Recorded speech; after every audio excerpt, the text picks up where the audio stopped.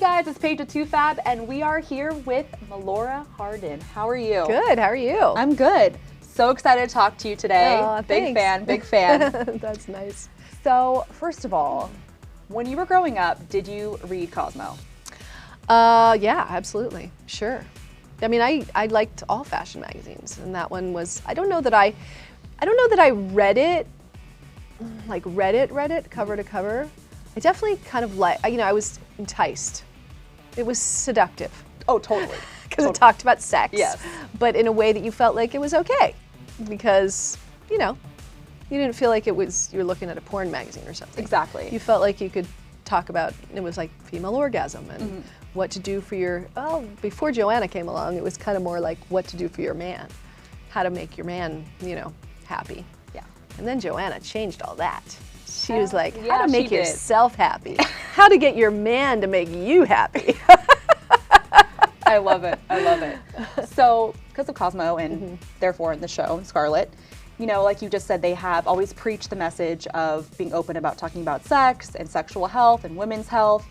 Why do you think that's so important, especially as a mom of 2 teenage daughters? Well, it is hugely important, and I will say my mom was incredible at making that available to me and talking to me about stuff. And I just feel like I can't tell you how many of my female friends say, gosh, I wish my mom had talked to me about that.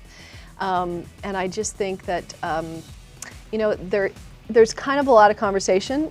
It seems kind of out in the atmosphere about men, male masturbation and male, wet dreams and like these things they talk about in kids in puberty.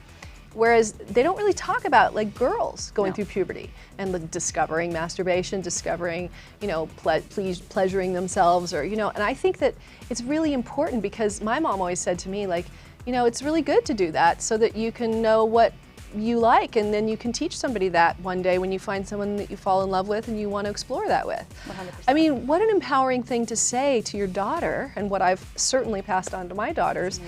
About like this is a good thing, sex is a beautiful thing. It's about connection, and I think maybe even more so in today's world, where people are like hooking up on the internet and everything is so disconnected. I think social media and everything is so wonderful, but it's also disconnecting, and it's not very good at making that real human connection. So for people to feel sort of kind of loving of themselves and their own experience so that when they do decide to get into a sexual relationship with someone, they expect that there's going to be that kind of reciprocal pleasuring for one another. So, kind of off that, the Bold Type has touched upon some very important issues in just a short amount of time. It's everything from racial diversity to sexual assault, healthcare, breast cancer awareness, the list goes on.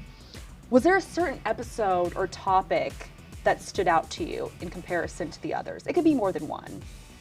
I mean, I love all of it. The episode that's airing tomorrow night actually is really interesting. She talks about, Kat talks about having had an abortion when she was young and not wanting that to come out in her political campaign, and that it's very much like 1973, even though we're in 2019. And I really love that about the show. As we previously spoke about, your character obviously is inspired by the life of former Cosmopolitan editor Joanna Coles.